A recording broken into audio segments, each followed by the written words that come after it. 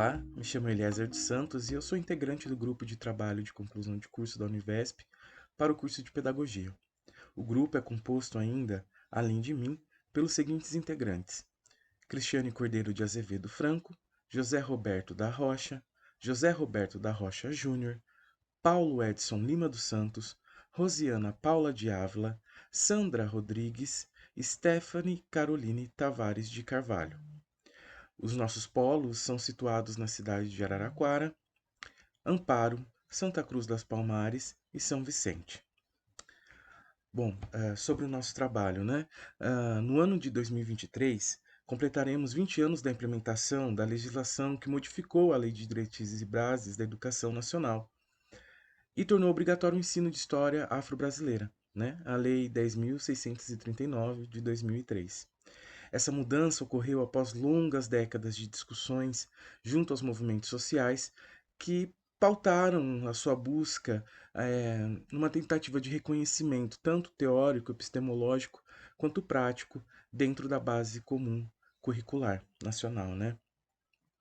Para nossa pesquisa, que culminou em um artigo chamado A Inclusão da Lei nº 10.639 no Projeto Político Pedagógico de uma Unidade de Ensino Fundamental no município de Araraquara, nós buscamos entender como essa lei adentrou na escola através da análise de um dos mais importantes documentos norteadores, né, que uma unidade escolar pode ter, que é o projeto político-pedagógico, né?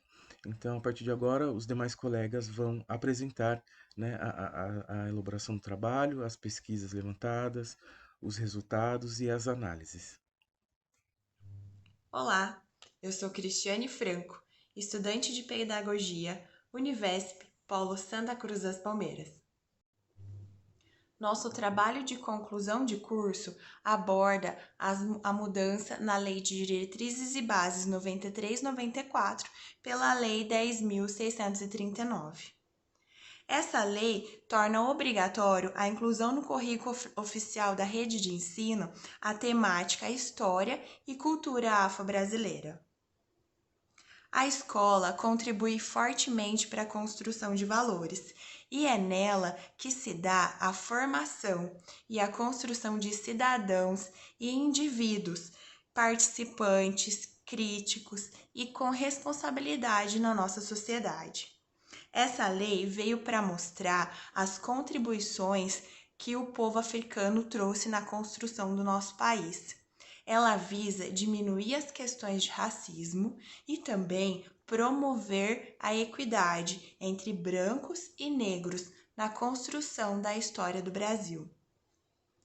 Nosso estudo analisou o currículo escolar e o projeto político-pedagógico de uma unidade de ensino na cidade de Araraquara, no interior de São Paulo, com o intuito de verificar se ocorre e como ocorre a execução da Lei 10.639.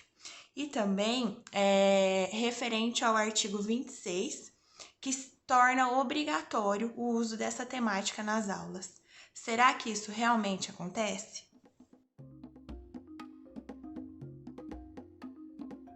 O objetivo do nosso trabalho de conclusão de curso é analisar, investigar e discutir a inclusão da Lei 10.639 de 2003 no currículo escolar do Estado de São Paulo, com foco nos projetos e ações adotadas no município de Araraquara, buscando evidenciar se o mesmo está sendo registrado e documentado nas unidades de ensino do município. A lei relacionada alterou a Lei de Diretrizes e Bases da Educação Nacional número 9394 de 1996, incorporando o ensino de História e Cultura Afro-Brasileira.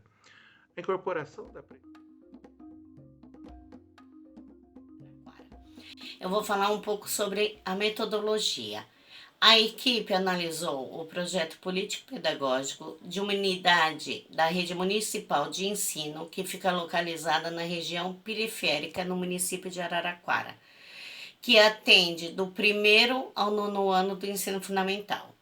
Pesquisamos em bibliografia que nos ajudou a fundamentar discussões aqui colocadas no nosso artigo, juntamente com bibliotecas públicas, banco de dados online, revistas e artigos científicos com o tema da Lei 10.639. O acesso ao documento do projeto político-pedagógico nos foi concedido pelo diretor da unidade através de e-mail em formato digital em PDF.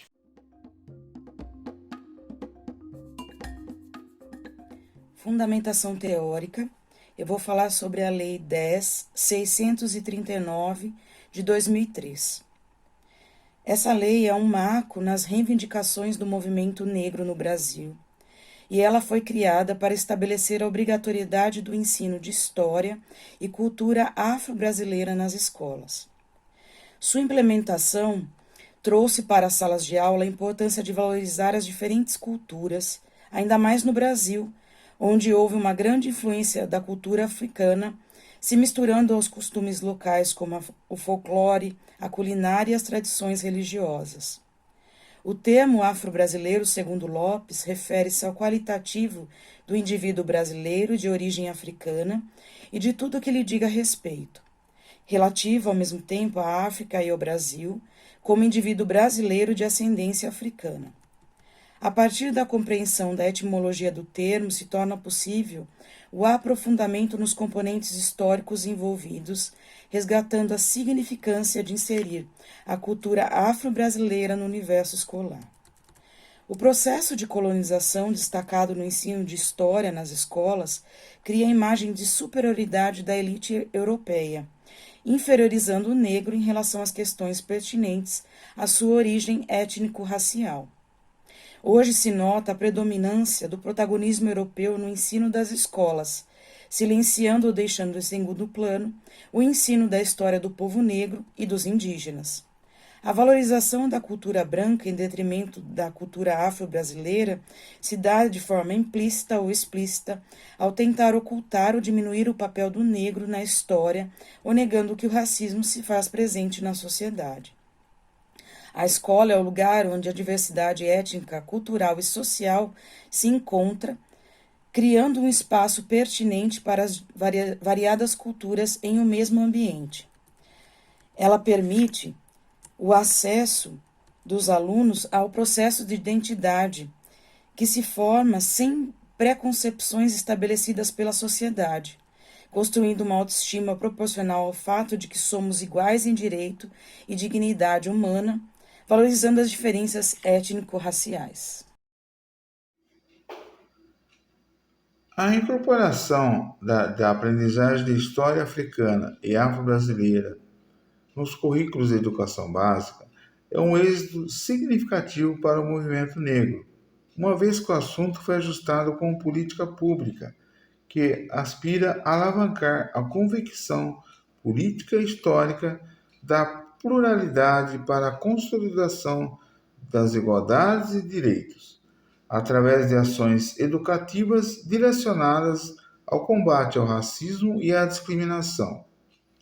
Diversos fatos corroboraram para a sanção da aludida lei, onde cita-se a Terceira Conferência Mundial contra o Racismo, a discriminação racial e a xenofobia e intolerâncias correlatas em Durban, na África do Sul, no ano de 2001, com a coadjuvação do Brasil de maneira bem efetiva. Avançando aos propósitos do reconhecimento, de recognição e da legitimidade na concepção do Brasil e da Constituição do povo brasileiro, os movimentos negros, intelectuais e militantes sistematizaram um pacto com os povos indígenas e seguiram fazendo pressões, requerindo junto aos órgãos públicos, pelo período de aproximado de 5 anos, de maneira a sensibilicar o Presidente da República, que homologa, no dia 10 de março de 2008, a Lei nº 11.645, alterando a Lei 9.394, de 20 de dezembro de 1996, modificada pela Lei nº 10.639 de 2003. O movimento negro intercedeu categoricamente para a salvaguarda dos direitos fundamentais efetivação das leis e programas antirracistas, como a apresentação do Programa Nacional dos Direitos Humanos, a formação da Secretaria de Políticas de Promoção da Igualdade Racial, do Programa Brasil Quilombola, a instauração da Política Nacional à Saúde Integral da População Negra, do Estatuto de Igualdade Racial, da Lei 10.639 de 2003, a criação do Plano Setorial de Qualificação do Trabalho Doméstico e a sanção da Lei de Cotas 12.711 de 2012.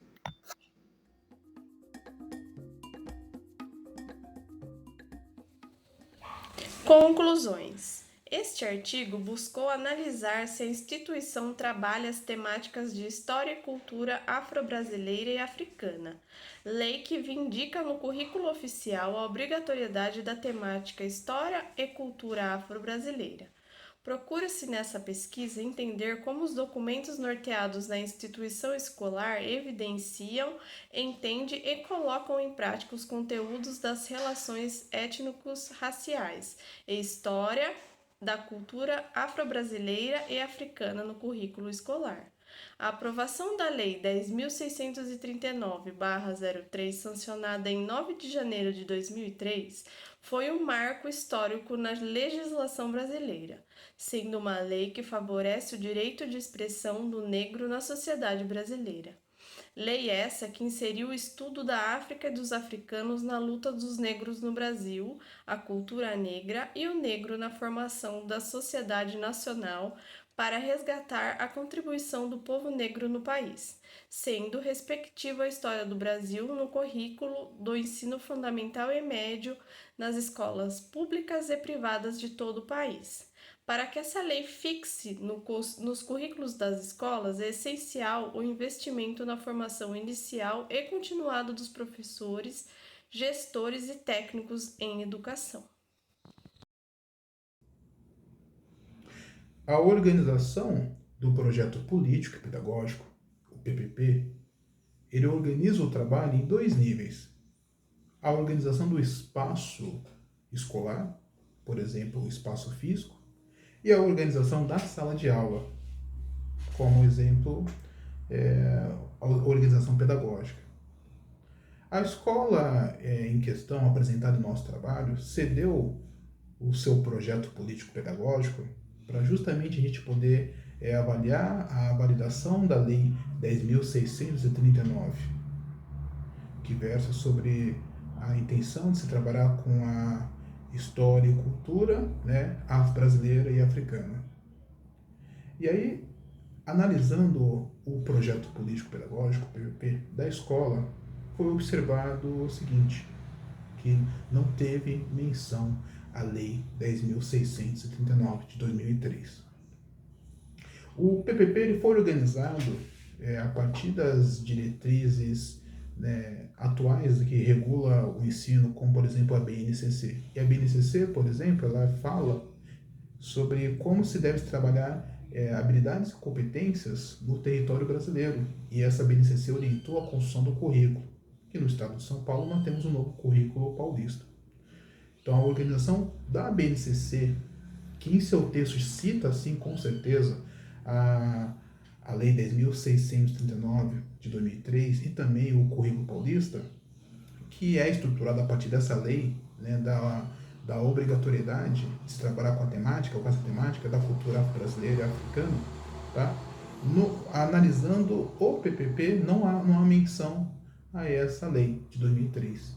Lembrando que essa lei, ela fala da organização curricular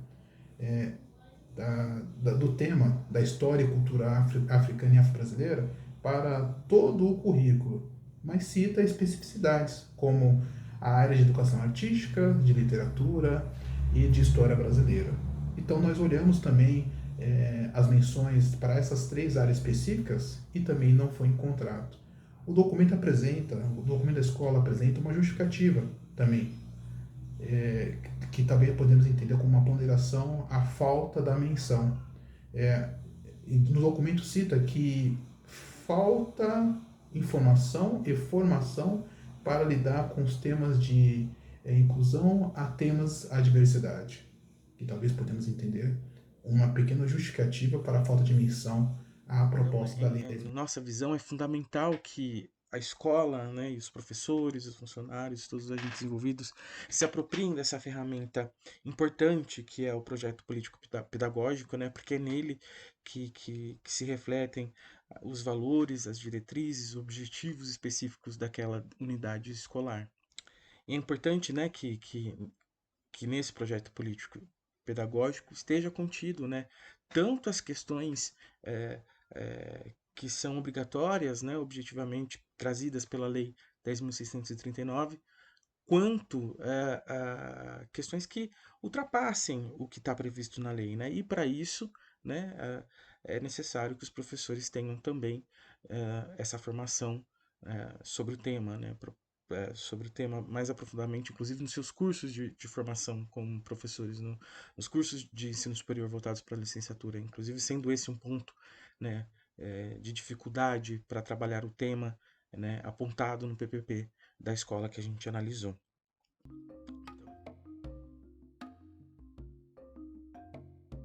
Finalizamos assim a nossa apresentação. Gostaríamos de agradecer à banca examinadora, gostaríamos de agradecer também ao gestor da unidade que nos cedeu o projeto político-pedagógico para, né, a análise. Gostaríamos de agradecer imensamente a nossa orientadora, a professora mestra Bruna Albieri Cruz da Silva. Então é isso, obrigado.